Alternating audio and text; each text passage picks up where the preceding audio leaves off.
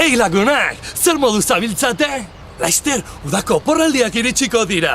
Udako egunak izugarriak dira. Eguzkipean, kalean, ala mendian ere, jolasten aritzea asko gustatzen zain niri. Baina tarteka ere, euri egiten du. Gaur bezala. Egun horietan, etxean geratzen naiz. Jolasten, irakurtzen, eta baita pelikulak ikusten ere.